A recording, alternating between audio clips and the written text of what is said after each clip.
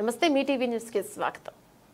సిద్దిపేట జిల్లా హుస్నాబాద్ గ్రంథాలయ సందర్శనకు వచ్చిన రాష్ట్ర గ్రంథాలయ చైర్మన్ డాక్టర్ రియాజ్ ని ఘనంగా స్వాగతించారు. చైర్మన్ మాట్లాడుతూ తెలంగాణ సమాజాన్ని జ్ఞాన సమాజంగా మార్చే దిశగా ప్రభుత్వం అడుగులు ఉన్నాయని తెలిపారు. తెలంగాణ ఉద్యమకారుడైన హక్కున చేర్చుకుని ఎమ్మెల్యేగా గెలిపించి ఘనత హుస్నాబాద్ ప్రజలని కొనియాడారు. హుస్నాబాద్ గడ్డ చైతన్యవంతమైన నీలాని హుస్నాబాద్ లో నిర్మాణం అవుతున్న గ్రంథాలయ సిద్దిపేట జిల్లాకు తలమానికంగా ఉండేలా మెట్రోపాలిటన్ సిటీలో ఉన్న విధంగా గ్రంథాలయాన్ని నిర్మిస్తామని తెలిపారు.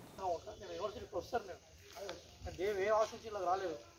నేను పార్టీ కోసం చేసిన వర్క్ నేనే మేనిఫెస్టో రాసిన. కాంగ్రెస్ పార్టీ మేనిఫెస్టో 6 గ్యారెంటీలు.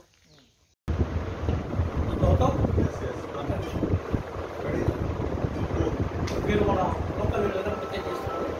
నేను గౌతమ్ గారు ఆంధ్రప్రదేశ్ కాంగ్రెస్ పార్టీ వర్కింగ్ మంత్రి.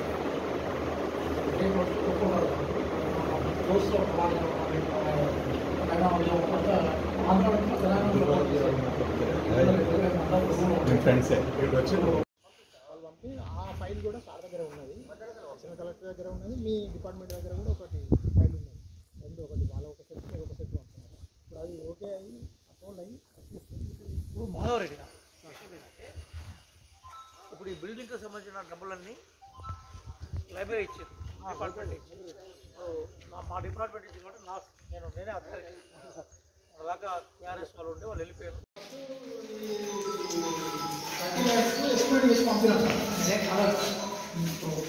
మన చిన్న ఇల్లు అయినా చిన్న బిల్డింగ్ పిల్లలు ఇక్కడ చదువుకుంటారు. 6 గంటలు బయాలజీలో బ్యాలెన్స్ కూడా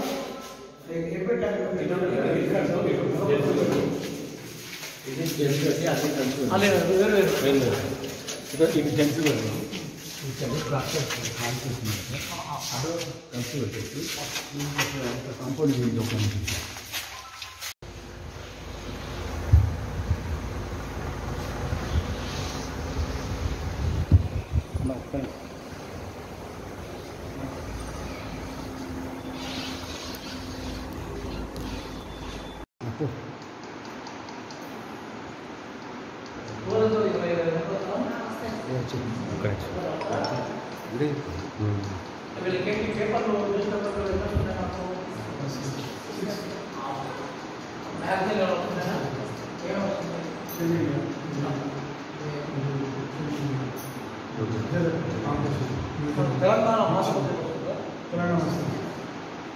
తెలంగాణ బాధ పిల్లలకి సోషియో ఎకనామిక్ సర్వే పంపిస్తాము. మీకు 60% పుస్తకాలు ఉన్నట్టు వస్తాయి. ఎందుకంటే పాత గవర్నమెంట్ ఏం రావు, కొత్త గవర్నమెంటే వస్తాయి. గవర్నమెంట్కి వస్తుంది. సోషియో ఎకనామిక్ సర్వే రాలేదు, తెలుగులో పంపిస్తాం.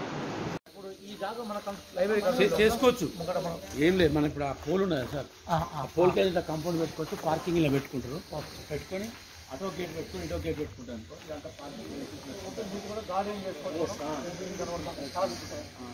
భజన చేసుకుంటే నేను ఫారెస్ట్ మినిస్టర్ సురేంద్ర దగ్గర నుంచి పర్మిషన్ తీసుకొని మొత్తం మొక్కలన్నీ పంపిస్తాను. వరిగా పంపిస్తే ఏమైందంటే మాకు ఆల్రెడీ జీవో కూడా ఉన్నది. అది ఫారెస్ట్ ఆఫీసర్ ఫారెస్ట్ రేంజ్కి వాళ్ళ వాళ్ళు పంపారు.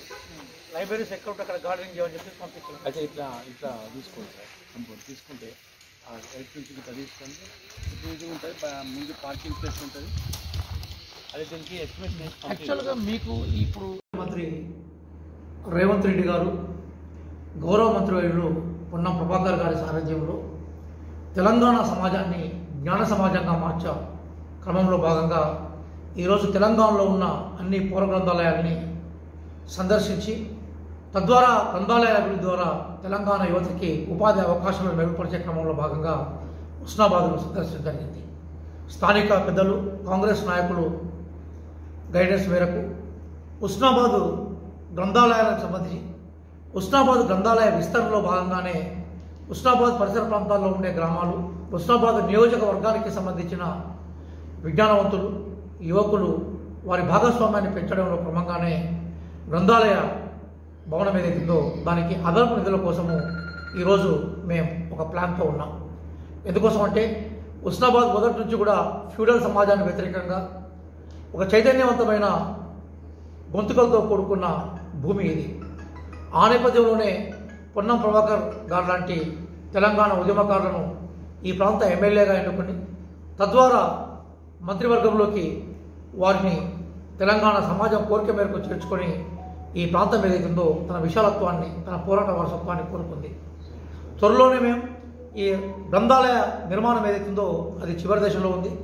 త్వరలో దాన్ని పూర్తి చేసి ఈరోజు హైదరాబాదులో, వరంగల్లో పెద్ద పెద్ద గ్రంథాలయాలు ఏవైతున్నాయో వాటికి ధీటుగా, వాటికి సమానంగా ఈ గ్రంథాలయాన్ని తీర్చిదిద్దే ప్రయత్నం చేస్తాం. అలాగే హైదరాబాద్లో విద్యార్థులకు ఎన్ని మ్యాగజైన్స్, ఎన్ని న్యూస్ పేపర్స్, ఎన్ని కాంపిటేటివ్ ఎగ్జామ్ సంబంధించిన పుస్తకాలు అందుబాటులో ఉన్నాయో అవన్నింటినీ కూడా ఉస్నాబాద్ కేంద్రంగా మేము ప్రధానంగా ఆ గ్రంథాలయాన్ని తీర్చిదిద్దే ప్రయత్నం చేస్తాం.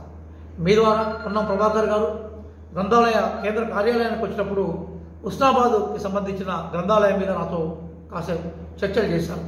గౌరవ మంత్రివర్యుల అభిప్రాయం మేరకు ఖచ్చితంగా ఉస్నాబాద్ని ఈ మొత్తం టోటల్గా మనకి సిద్దిపేట జిల్లాలో ఒక జ్ఞాన సమాజంగా మార్చే క్రమంలో రాష్ట్ర గ్రంథాలయ సంస్థ చైర్మన్గా వారి ఆదేశాలు అట్లాగే వారి సూచనలను పాటిస్తాం.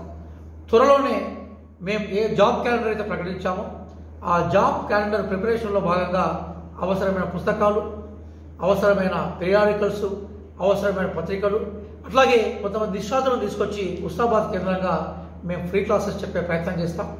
ఏ తెలంగాణ జ్ఞాన సమాజాన్ని నిర్మించాలని మేము ప్రయత్నం చేస్తున్నామో ఆ జ్ఞాన సమాజంలో భాగంగానే తెలంగాణ ఉద్యమకారులకు ఈరోజు ప్రాతినిధ్యం వహిస్తున్న పొన్నం ప్రభాకర్ గారు మంత్రివర్గంలో ఖచ్చితంగా వారి నియోజకవర్గ అభివృద్ధి కూడా మా బాధ్యతగానే మేము భావిస్తూ ఉన్నాం. కాబట్టి మీ ద్వారా ప్రజలకి, ప్రజాస్వామ్యవాదులకి, పుస్తక ప్రియులకి, ప్రధానంగా కాంపిటేటివ్ ఎగ్జామ్స్ కోసం ప్రిపేర్ అవుతున్న అభ్యర్థులకి మా సూచన ఏంటంటే ఈ గ్రంథాలయానికి సంబంధించిన సర్వీస్ని ఉపయోగించుకోండి. మీ లక్ష్యాన్ని సాధించే క్రమంలో మీతో పాటు మేము ప్రయాణం చేస్తాం. త్వరలోనే గౌరవ మంత్రివర్గంతో కలిసి ఆ గ్రంథాలయ భవన ప్రారంభోత్సవానికి సంబంధించిన ఏర్పాట్లను మేము వేగవంతం చేయబోతున్నాం.